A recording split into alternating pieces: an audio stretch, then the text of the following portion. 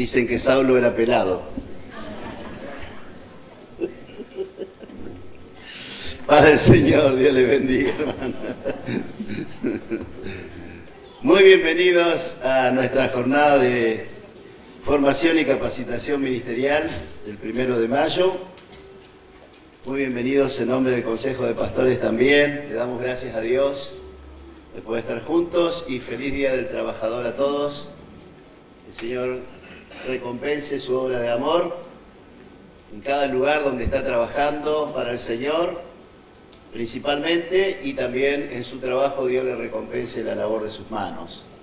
Dios es fiel, así que estoy seguro que Dios va a premiar también vuestra fe. Amén.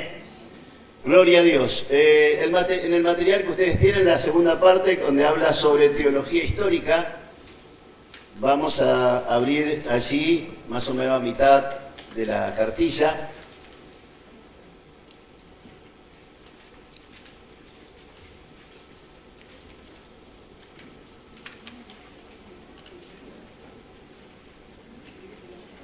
Ahí está, Daniel, ya lo encontraste.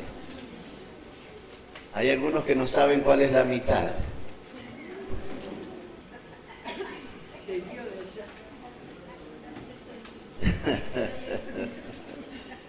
Teología histórica, dice arriba. Fíjese que abajo tiene que decir bosquejado por el pastor Eduardo Maciel, el otro está bosquejado por el pastor Ariel Alvarenga. ¿Sí? Es maravilloso poder servir al Señor con ustedes, poder pasar este tiempo también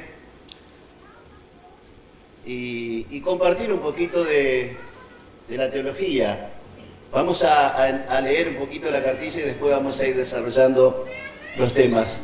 La importancia del estudio de la teología en la vida del pastor.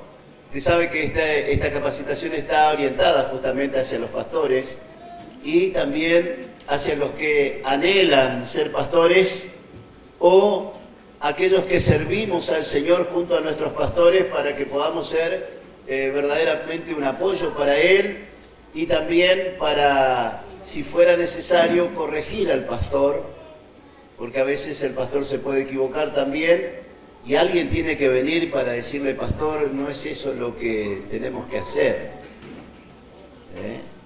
Y si un pastor no presta atención a lo que se le está diciendo, y usted tiene razón, porque la cuestión es a veces es que no tenemos razones para ir a decirle algo a nuestro pastor, ¿sí? Simplemente que nos parece, no. Por eso vamos a tratar de aprender qué es lo que tenemos que decir y qué es lo que no tenemos que decir y callarnos y aprender a trabajar en sujeción también. Dice, la importancia del estudio de la teología en la vida del pastor y o ministro es fundamental para que la visión y misión de la Iglesia no sufra pérdidas. El mundo necesita con urgencia la verdad serena y convincente, la verdad con respecto a Dios y el destino del hombre. Todo esto lo encontramos en un solo libro, la Biblia, ya que no podemos estudiar a Dios sino a través de la palabra de Dios. ¿Y por qué puse esto como parte de la introducción? Bueno, porque hay lugares donde estudian teología sin leer la Biblia. ¿Sí? Nosotros estudiamos teología con la Biblia como nuestro libro esencial. El conocimiento de la doctrina nos protege del error. Se dice con frecuencia que las estrellas aparecieron antes que la ciencia de la astronomía, que las flores existieron con anterioridad a la botánica, que la vida existió antes de la biología y Dios antes que la teología.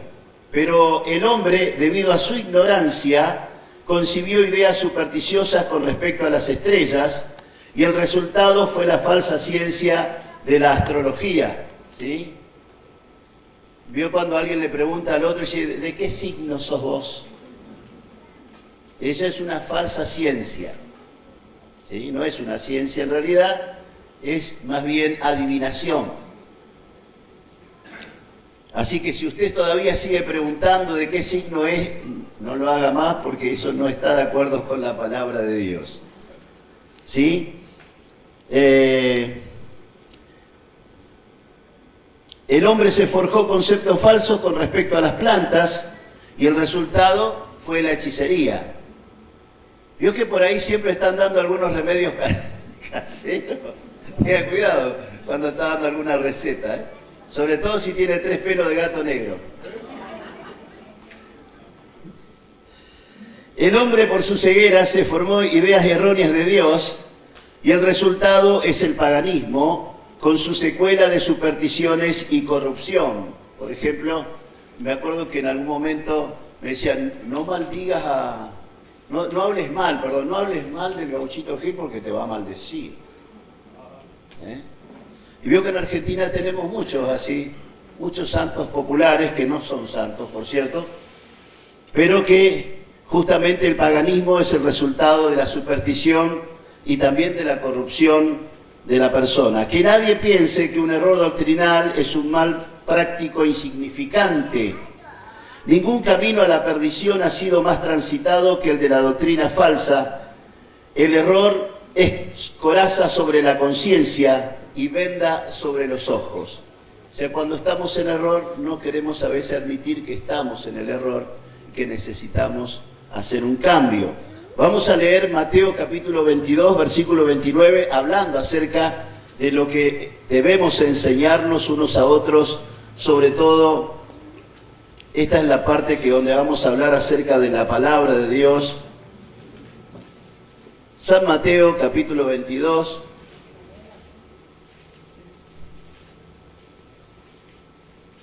Si alguien lo tiene, quiere leerlo, puede hacerlo. Versículo 29, en voz alta.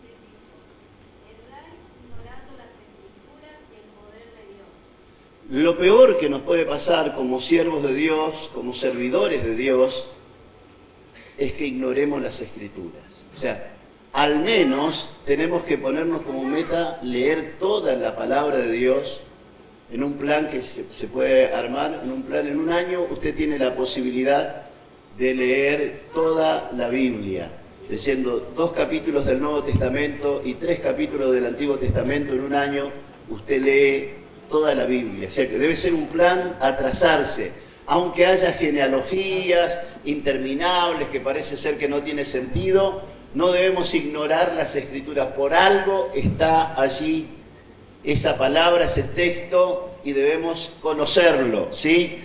Gálatas capítulo 1, versículo 6.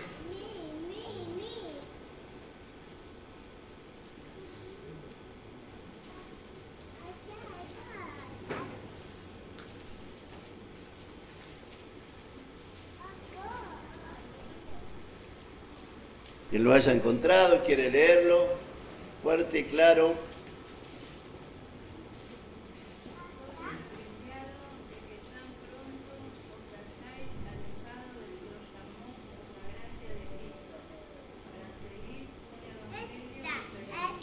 Amén.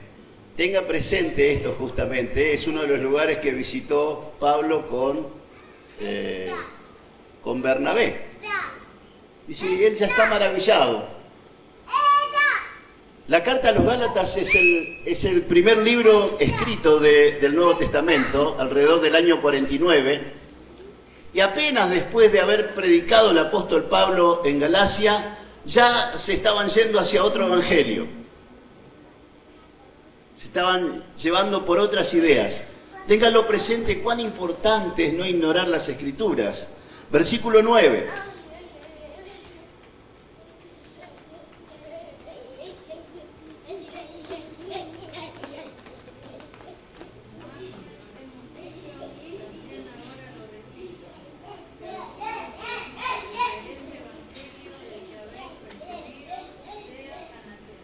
Bien, aquí vamos marcando de alguna manera el caminito para entender, hermanos, que no podemos llamar a todos hermanos a menos que estemos unidos en la verdad.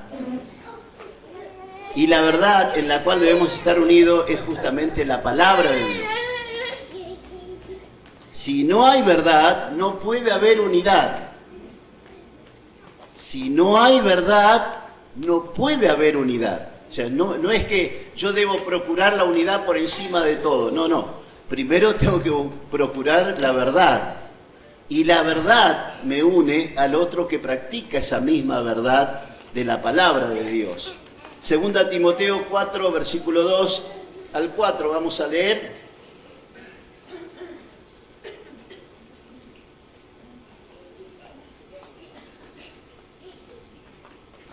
Que predique la palabra, que inste a tiempo y fuera de tiempo, redarguye y reprende, exhorta con toda paciencia y doctrina. Hasta el 4. Que apartarán de la verdad el oído y se volverán a las fábulas. Bien, versículo 3 dice, porque vendrá tiempo cuando no sufrirán la sana doctrina, sino que teniendo comezón de oír, se amontonarán maestros conforme a sus propias concupiscencias y apartarán de la verdad el oído y se volverán a las fábulas. Y si usted quiere anotar al lado, también marque San Juan capítulo 10, versículo 10, cuando el Señor está hablando acerca de que Él es la puerta, de que Él es el pastor de las ovejas, Él va a decir que el ladrón no viene sino para robar, matar y destruir, mas yo he venido para que tengan vida y vida en abundancia. El Señor está enseñando en el contexto de los falsos maestros. Sabemos que el diablo es un falso maestro, claro que sí, pero aquí puntualmente está relacionado con el hecho de que los falsos maestros son los que roban la fe, ¿sí? Los que matan la vida espiritual, ¿sí? Y los que destruyen familias enteras. Por ejemplo, ¿no? Cuando se habla en contra de la familia y el orden establecido por Dios, abriéndose a otras posibilidades que Dios no lo acepta. O sea, la Biblia, la palabra de Dios no lo acepta. Cuando habla de redarguir, habla justamente de argumentar, ¿sí? Con la verdad. Para que yo pueda argumentar acerca de la verdad, tengo que conocer la verdad. ¿Sabe que muchos de nuestros hijos cuando llegan a la facultad, cuando llegan a un nivel terciario o a un nivel secundario y van a estudiar, una de las cosas que tienen que estudiar es la psicología? Y una de las cosas que hace la psicología justamente es, no todos por supuesto, pero si se encuentra con un profesor ateo, lo primero que va a tratar de hacer es ridiculizar su fe. Y si no tiene argumento suficiente como para defender su fe, hasta a veces terminan perdiendo la fe. ¿Quién es el que está argumentando ahí en contra de la fe? ¿Un maestro secular o ateo? Bueno, nosotros como hijos de Dios tenemos que argumentar acerca de nuestra fe. Para eso, eso es el tema de la teología, para argumentar acerca de nuestra fe y defenderla, que otros no nos cambien. Haremos entonces una introducción acerca de la doctrina para después ir específicamente a nuestro tema. La doctrina. Doctrina significa específicamente enseñanza o instrucción. Si quiere anotar, Proverbio 22:5, usted quizás lo conoce muy bien, instruye al niño en su camino y aun cuando fuere viejo no se apartará de él. Y esto implica que no solamente se debe enseñar una materia, sino que se debe practicar lo que enseñamos. Si yo hablo acerca de la oración, mis discípulos tienen que verme orando. Si yo hablo acerca del ayuno, tienen que verme ayunando. Si yo hablo acerca de la enseñanza, del aprendizaje de la palabra de Dios, tengo que estar anotado en todos los cursos de capacitación y formación para mejorar justamente mis conocimientos acerca de Dios. Y si yo hablo de todo eso y no lo practico, muy difícilmente estoy dando una instrucción válida. Solamente estoy hablando, tengo que instruir con el ejemplo. Se puede definir como las verdades fundamentales de las Sagradas Escrituras ordenadas en forma sistemática, hablando acerca justamente de la doctrina. Es la ciencia, este estudio se denomina comúnmente teología, que quiere decir el estudio de Dios, ¿sí? O la lógica de Dios. Es la ciencia que trata de nuestro conocimiento de Dios. La ciencia consiste en el arreglo sistemático y lógico de hechos autenticados, probados. ¿Sabe cuándo algo está probado científicamente? Luego de que se probó muchas veces y el resultado siempre es el mismo. ¿Sí? Se ha probado muchas veces la palabra de Dios y el resultado, ¿sabe cuál es? Siempre el mismo. La palabra de Dios permanece para siempre. Cielos y tierra pasarán, mas mi palabra no pasará. La quisieron destruir, la quisieron quemar, la prohibieron, la ignoraron, la dejaron de costado, como en el caso de Josías, ¿no? Aún los sacerdotes dejaron de lado la ley de Dios, y cuando Josías lo envía a los albañiles a reparar las grietas del templo, los sacerdotes encontraron el libro de la ley. ¿Qué leían los sacerdotes entonces si no tenían el libro de la ley?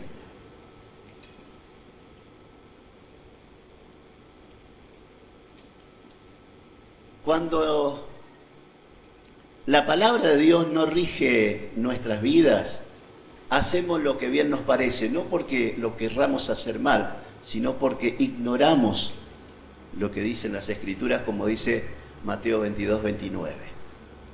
Ignoramos lo que la palabra de Dios nos está diciendo. Entonces, la palabra de Dios está autenticada como palabra de Dios, porque justamente científicamente fue probada.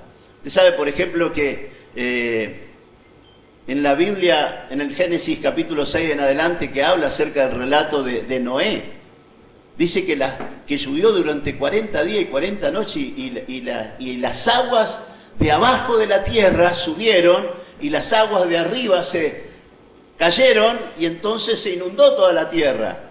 Usted sabe que los estudios geológicos de hace alrededor de 50, 60 años recién descubrieron que hay más agua bajo la corteza terrestre que arriba de la corteza terrestre. La Biblia lo declara en Génesis capítulo 6. Usted sabe que hace 300 años se descubrió que la vida del hombre estaba en la sangre.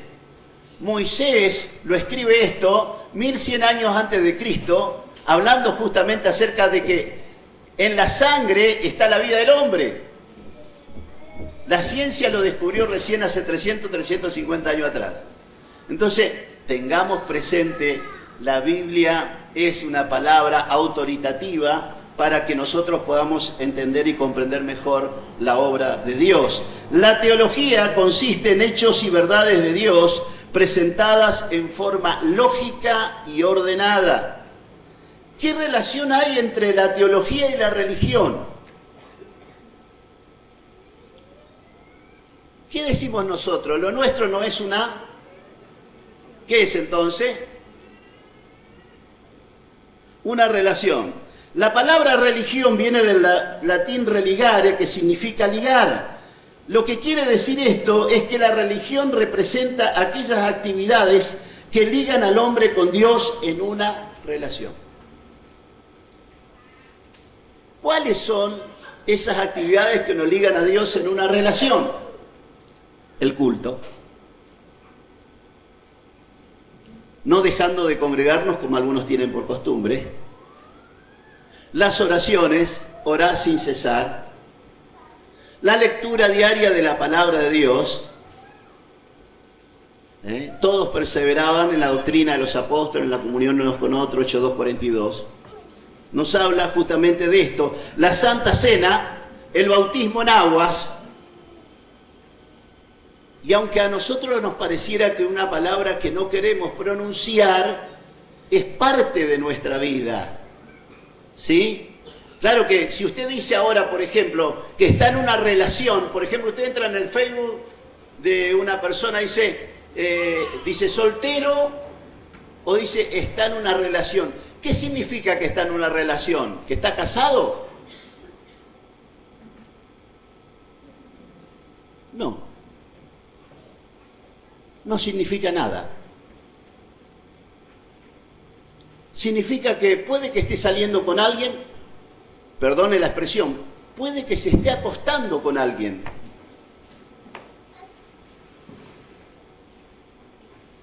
Puede que sea novio de alguien, pero convive con ese alguien. Entonces hoy la palabra relación también está denigrada. Dice, ¿qué es lo que nosotros tenemos con Dios? tenemos un compromiso formal con Dios. Por eso pasamos por las aguas del bautismo. Por eso cada vez que celebramos la Santa Cena nos hacemos un autoexamen para saber dónde estamos parados, para corregir lo que está mal. Porque hay personas que chusmean, chismean, mienten, hablan a espaldas, murmuran, pero siguen participando en la Santa Cena. Porque no entendieron que eso es parte de un pecado grave dentro de la iglesia. ¿Y sabe por qué? Porque muchas veces no se está diciendo con la claridad que se necesita decir. Es tan pecado ser un chismoso como cometer adulterio, robar o matar.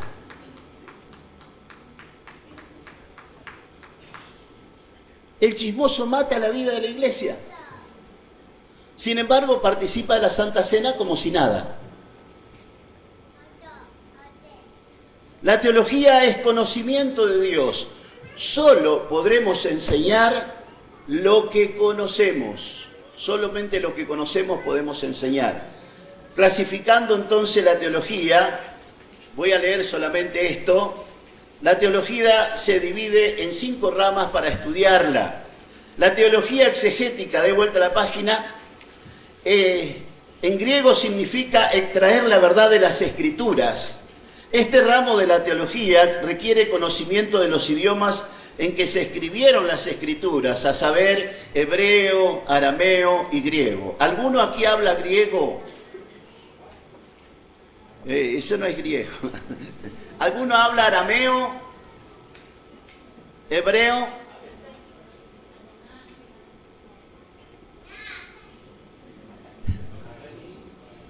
Guaraní no, tampoco. En Córdoba había una organización que se llamaba La Ramita, ¿verdad? ¿Los de Córdoba? ¿A dónde están los de Córdoba? ¿Mónica? ¿Sí? ¿Qué hacían los de La Ramita? ¿No estudiaban el hebreo? Bueno, acá en la zona de Rosario y sus alrededores también hay gente que estudia el hebreo letra por letra. Y traduce la Biblia ahí, como dirían los muchachos de hoy, al toque. Hermano, no es tan así como se traduce, eso es una herejía. No, pero nosotros tomamos directamente del hebreo, del arameo, del griego. No saben nada, solamente están googleando. Tengamos cuidado con eso, hermanos. Identifiquemos claramente que hay gente que viene para confundir, para sacarte de la iglesia, para que no sirvas al Señor donde Dios te llamó, como decía hoy nuestra hermana Sonia en el devocional. Dios te llamó en un lugar para que sirvas en ese lugar.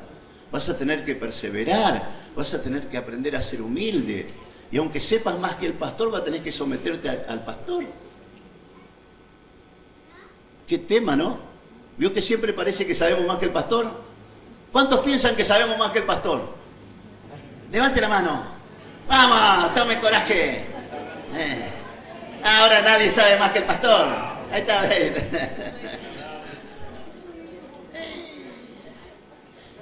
Yo pensaba de mi pastor, este no sabe nada. Me disciplinó por culpa de eso.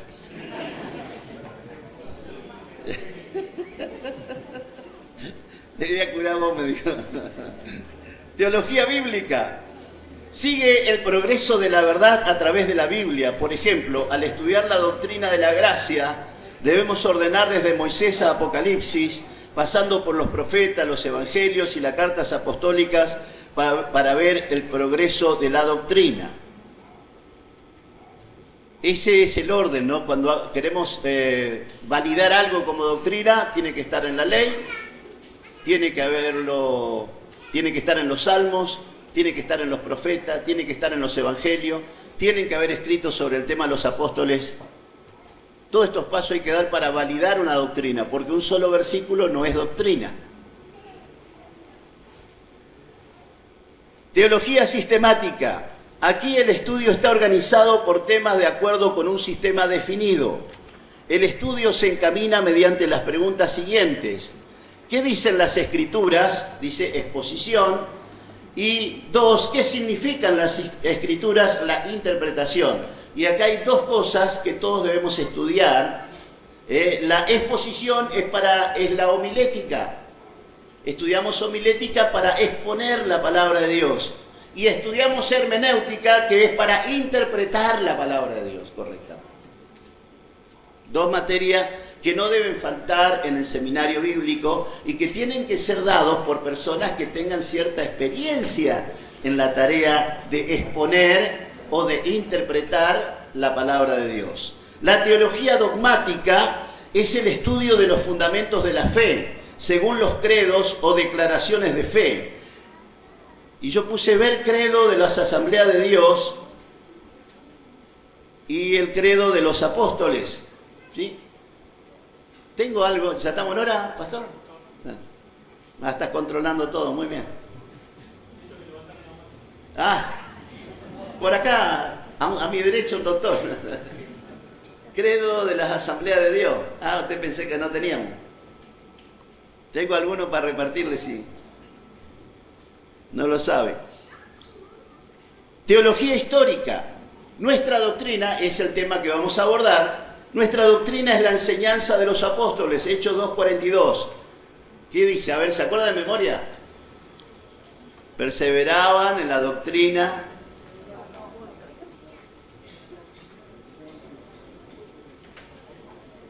Léelo nomás, Raúl.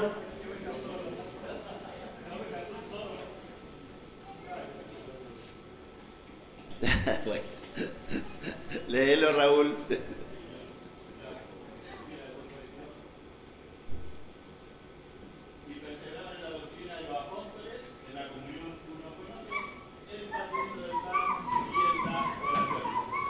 Bien.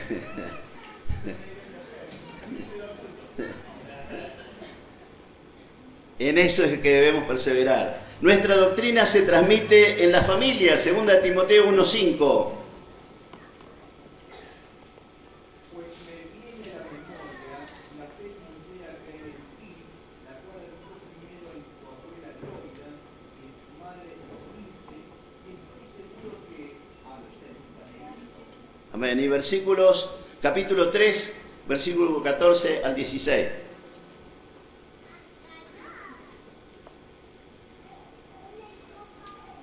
Seguí nomás. Tú, por tu parte, persiste en lo que has aprendido y en lo que te persuadiste, pues sabes de quién has aprendido. Tú, desde la niñez, has conocido las sagradas escrituras, las cuales te pueden hacer sabio para la salvación por la fe que es en Cristo Jesús.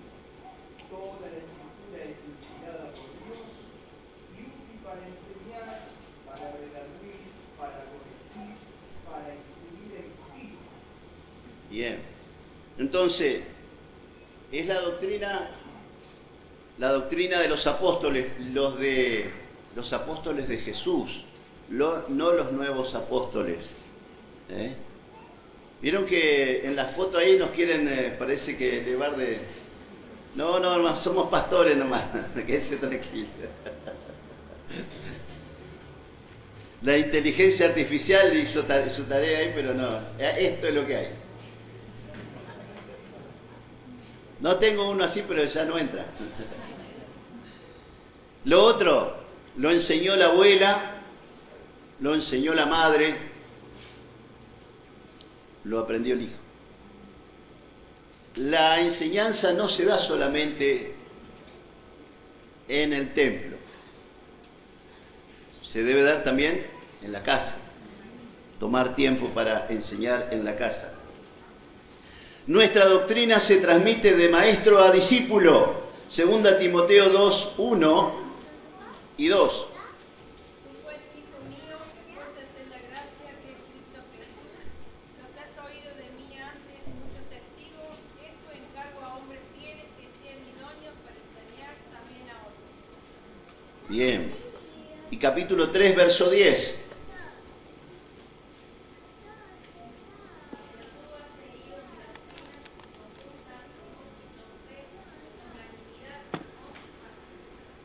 Bien.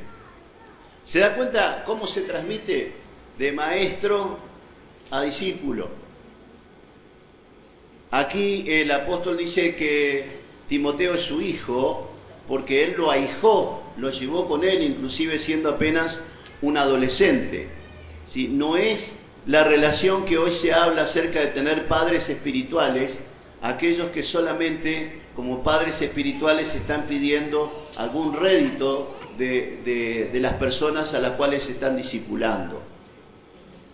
No se trata de eso, ¿sí? Después más adelante vamos a hablar del tema.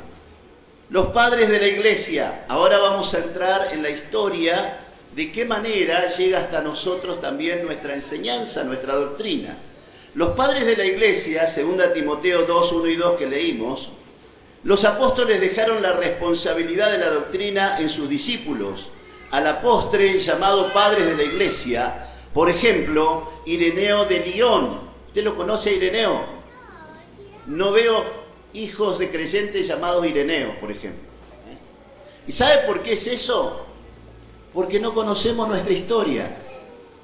Ireneo de Lyon, que es uno de los padres de la iglesia, uno de los patriarcas de la iglesia, que vivió en el año 130 al 202, padre de la iglesia, que fue discípulo del obispo Policarpo de Esmirna, años 69 al 155, quien a su vez fue discípulo del apóstol Juan.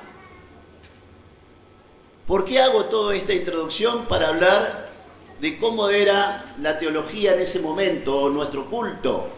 No se hacía en todos lados lo mismo y no siempre estaban de acuerdo con los escritos del Nuevo Testamento. Había 3 aspectos que resaltaremos dentro de lo que era la teología de esos 2 primeros siglos. Después de la muerte de los apóstoles, los padres de la iglesia seguían enseñando esto. Hay 3 puntos principales que eran parte del culto, de la adoración a Dios o de la teología que practicaban. A. La predicación ocupaba un lugar muy importante en el culto cristiano. Al principio era de carácter didáctico y testimonial. Los apóstoles y los que oyeron a ellos repetían como testimonio. De tal manera que podemos decir, por ejemplo, que Ireneo escuchó a Policarpo, que le contó Juan, cómo dio Jesús de comer a 5.000 hombres, sin contar a los niños y a las mujeres. De esa manera contaban el testimonio de las obras portentosas de Jesús. Y aquí no era chisme, eso es lo lindo. Estaban contando la verdad de Dios, de manera verbal se estaba transmitiendo el conocimiento, porque no había los escritos suficientes como para decir, hoy todos tenemos la posibilidad de tener una Biblia, y si no está en la librería Saqueo, que está abierta. ¿Cómo se llama? Ah, para las misiones se llama ahora, así que ahora con más razón compre. Amén. Cómprese una Biblia. Ah, la tengo en el celular. Cómprese una Biblia. ¿Qué le cuesta? Y márquela, subráyela, arruínela, y dentro de 5 años cómprese otra. Porque la idea es esa, de que usted vaya mejorando su conocimiento, no que ahora le decimos busque Primera de Juan capítulo 3 y están buscando en el Génesis, pues no sabe dónde está. Entonces, al principio era de carácter didáctico testimonial, los apóstoles lo que oyeron a ellos repetían como testimonio. 2, dice, también se usaba el modelo de la predicación rabínica en la sinagoga y consistía en una exposición del texto del Antiguo Testamento o de los evangelios en forma de homilía, que poco más, un poco menos, es lo que se sigue usando hasta el día de hoy con un sermón expositivo de la Biblia, ¿sí? Tomamos un texto del Nuevo Testamento, que ahora ya está formado, tomamos un texto del Antiguo Testamento y lo exponemos a la congregación como homilía o como sermón. El segundo punto de la teología en ese momento era la cena del Señor o Eucaristía. ¿Oyó alguna vez la palabra Eucaristía? Sí, ¿verdad? Bueno, los que venimos de otras congregaciones como la católica, sabemos lo que es la Eucaristía. Los que nacieron dentro de las iglesias evangélicas ya con una raíz de iglesia evangélica, por ahí puede que no sepan. La palabra Eucaristía significa gracia. Junto con la predicación, la Eucaristía era uno de los actos más significativos del culto. Eucaristía significa acción de gracia o la Santa Cena, ¿sí? Es una acción de gracia.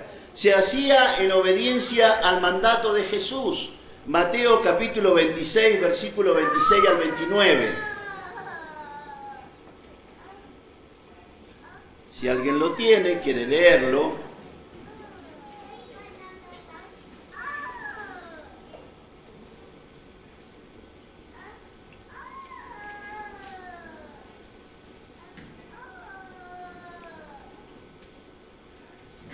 Eliana, te veo desesperada por leer. El que no lee lo empieza a nombrar. Mateo 26, del 26 al 29. Alguien rápido, por favor.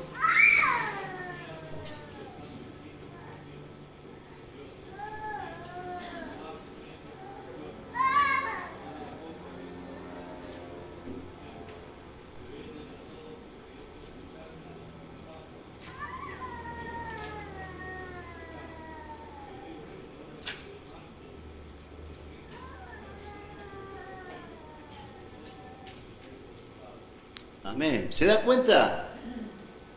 Los otros textos hablan sobre el mismo tema en los otros evangelios y en 1 Corintios 11. Entonces, se hacía en obediencia al mandato de Jesús. Solo participaban los que habían sido bautizados. Acá no hay que va a participar porque estamos profetizando de que se va a bautizar. No. No está la persona bautizada, no está en condiciones de participar, no participa. Era parte de un nuevo orden para distinguir claramente quiénes somos del Señor y quiénes no. Principalmente también esto era totalmente estricto, porque si alguien se quería colar de entre los otros ciudadanos dentro de la iglesia, no lo podían hacer por una simple razón.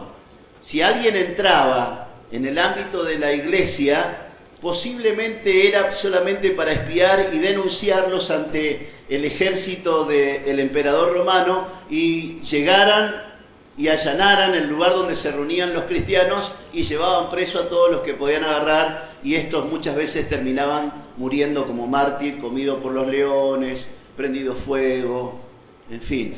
De tal forma que no cualquiera participaba, tenía que pasar por las aguas del bautismo.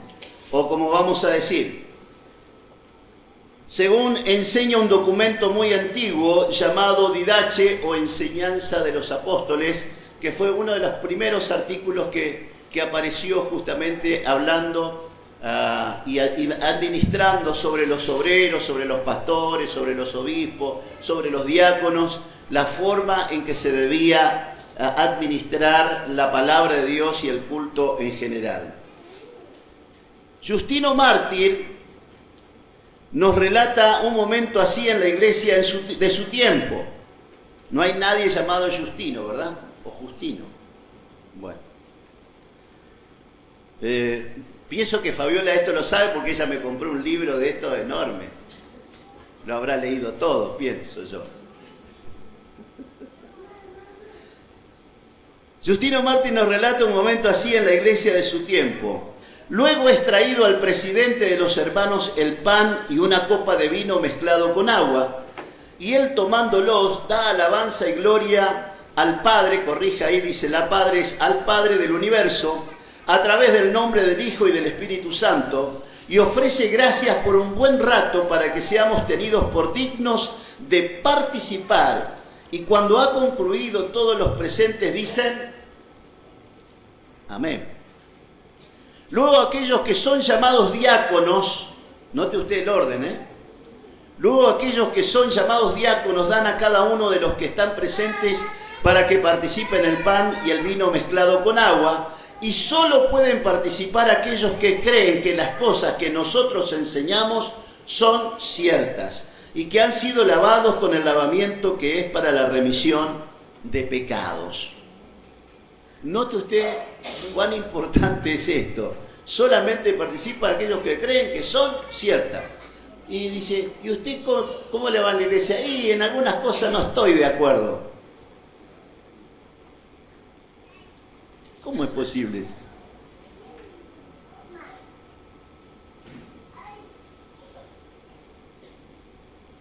Entonces nosotros tenemos que... ¿Por qué? Después vamos a avanzar. Hay gente que no cree en el arrebatamiento. Ah, pero está en la iglesia, sirve al Señor.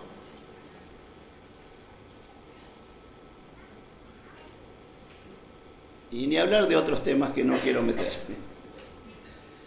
El punto C, bautismo en aguas. Es uno de los ritos más antiguos del cristianismo. Y era un rito de iniciación de los prosélitos del judaísmo. Primero se practicaba en aguas vivas de los ríos, parecía más apropiada que el agua estancada o muerta. Yo no sé si ustedes, hay algunos hermanos mayores, de muchos años en la iglesia, me refiero no mayores solamente de edad, que por ejemplo el bautismo se hacía en el río, porque si así el río arrastraba, ¿qué cosa? Los pecados.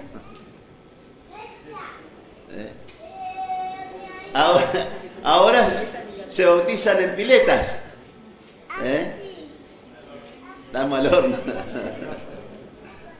En realidad es interesante lo que practicaban, pero tiene un porqué. El hecho es, esencialmente, hermano, es que primero tiene que ser una declaración de fe pública, o sea, lo tiene que declarar delante de todos los presentes, de que verdaderamente cree en el Señor Jesucristo para ser salvo, ¿sí? Y que al bautizarse, al sumergirse en agua, muere a la vieja vida, y cuando sale del agua nace una nueva vida, ¿sí? Hay un dicho de Lutero que alguna vez lo puse en mi estado, ¿no? ¿Qué decía Lutero? Pensé que el viejo hombre, dice, lo había sepultado bajo las aguas del bautismo. Y resultó que el desgraciado sabía nadar. Entonces vuelve a aflorar el viejo hombre. Tenga cuidado con eso, porque no es solamente pasar por las aguas del bautismo. Hay una decisión personal muy profunda que tomamos cuando pasamos por las aguas del bautismo. Entonces, tenemos los textos ahí para que usted lo tenga presente. Después, se reunían cada primer día de la semana, el día domingo, que era el día del sol. Esto es solamente a tema de que usted lo sepa lo que es el domingo para la gente de aquel tiempo. Los primeros cristianos lo llamaron el día del Señor, porque era el día en que el Señor había resucitado. Y se reunían ese primer día para celebrar la resurrección de Jesús. Por eso los cristianos celebramos el día del Señor el día domingo y no el sábado. El Señor no resucitó el sábado, resucitó el domingo. Ténganlo presente. Hay muchas personas que hablan acerca de que el domingo es el día de la familia. Quiero decirle que en realidad el domingo es el día de la familia del Señor. Es el día de la familia del Señor. Y si nosotros pasamos por alto esto, estamos ignorando. Si usted no se congrega un domingo, pídale a su pastor que haga el culto el domingo. Y vaya, porque no hace cosas que lo pida, después no va.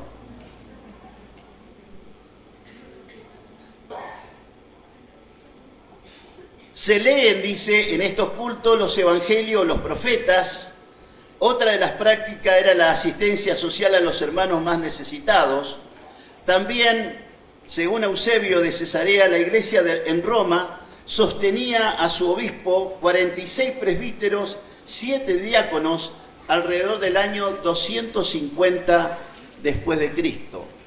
Juliano, el emperador apóstata, o sea, aquel que se volvió atrás de lo que había decretado el emperador anterior, alrededor del 352 después de Cristo, dice, se quejaba, los cristianos no solo alimentan a sus propios pobres, sino también a los nuestros.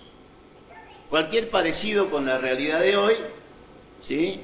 El gobierno se jacta de que alimenta, este gobierno, otros, los anteriores, todo. Generalmente la iglesia evangélica lo ha hecho sin necesidad de ayuda del gobierno. Y muchas veces ayudamos más a la gente de afuera que los de adentro. Y eso es algo a tener en cuenta también en nuestra teología. Porque la preferencia primero es entre hermanos y después con los demás. A menos que nos olvidemos lo que dice Romanos capítulo 12, versículo 3. O sea, la preferencia es entre hermanos. Porque a veces mi hermano necesita para el remedio y digo, pero este no trabaja. Viene alguien de afuera que me llora porque necesita para el remedio y dice, y hagamos algo.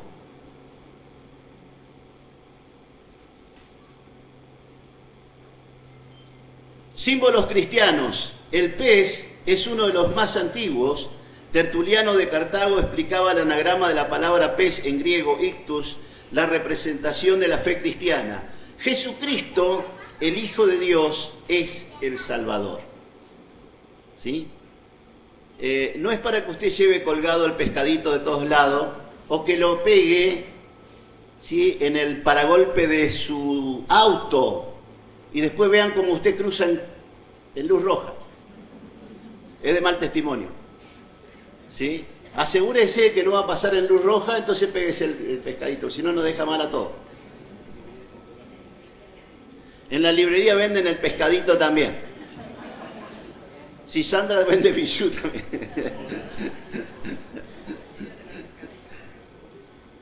Voy a llegar hasta ahí, hasta el punto 3, dice, hasta el primer concilio, el concilio de Nicea, año 325, solo el Padre y el Hijo. Miren ustedes cómo la teología, en vez de avanzar, en vez de progresar de acuerdo a la enseñanza de los apóstoles, se estaba desvirtuando.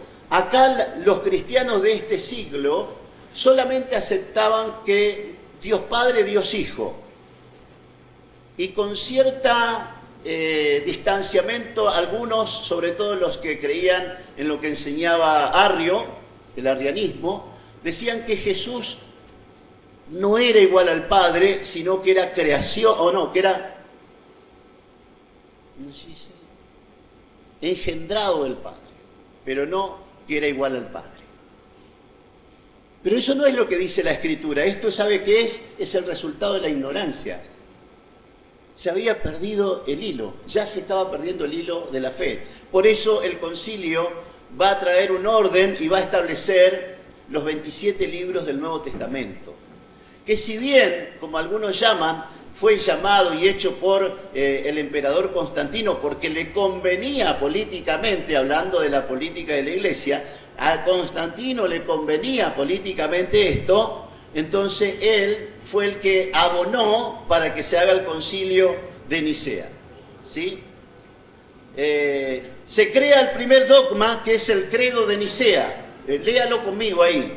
Creemos en un Dios Padre Todopoderoso, hacedor de todas las cosas visibles e invisibles, y en un Señor Jesucristo, el Hijo de Dios, engendrado como el unigénito del Padre, es decir, de la sustancia del Padre, Dios de Dios, luz de luz, Dios verdadero de Dios verdadero, engendrado, no hecho, consustancial al Padre, mediante el cual todas las cosas fueron hechas, tanto las que están en los cielos como las que están en la tierra, quien para nosotros los hombres y para nuestra salvación descendió, se hizo carne, se hizo hombre y sufrió, y resucitó al tercer día y vendrá a juzgar a los vivos y a los muertos.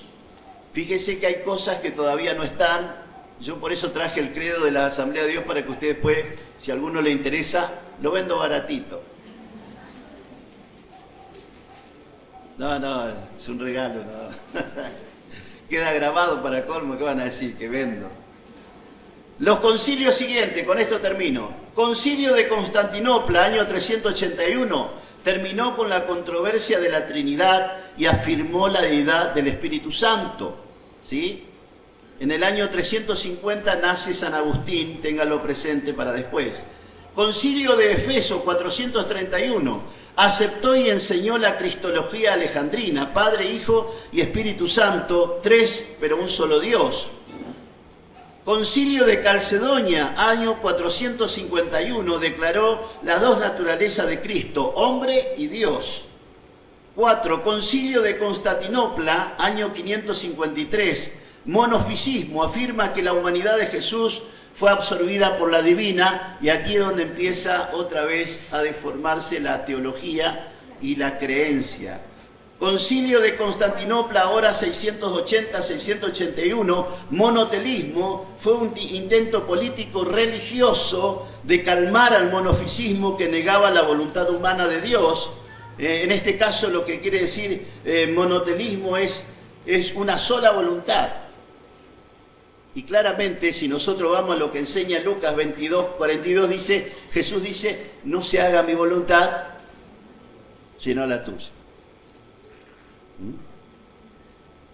Y el Concilio de Nicea, que marca tristemente la era más oscura de la Iglesia, año 787, declara como legítima la veneración de íconos y estatuas.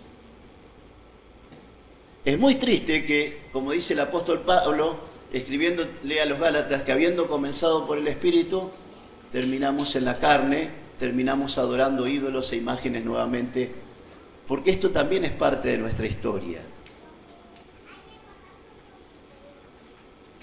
Nos podemos sacarnos, o sea, por más que mi papá se haya equivocado, mi mamá, no puedo sacarme a la espalda el hecho de saber, soy su hijo. ¿Sí? Nuestra familia no podemos sacarnos nuestra espalda, el Señor quiere salvarlo. Por eso predicamos el Evangelio a los católicos. De hecho, yo era un católico practicante hasta que conocí al Señor. Con todos mis errores y con todos mis pecados. Bautismo, primera comunión, confirmación, asistir a misa, confesarme al menos una vez al mes. Después de ahí salía, mentía, robaba. Total, tenía la confesión de nuevo. Estamos muy lejos. Hay gente que viene a la iglesia y va al culto solamente en Santa Cena y dice, no puedo faltar a la Santa Cena. Hay músicos que el día sábado están bailando y el domingo van al culto a tocar el instrumento. ¿No vinieron los músicos, verdad? Los cantantes también hacen. Bien, creo que estamos en hora, pastor. ¿Cómo seguimos? Bien, tomamos un momentito de recreación para que ustedes...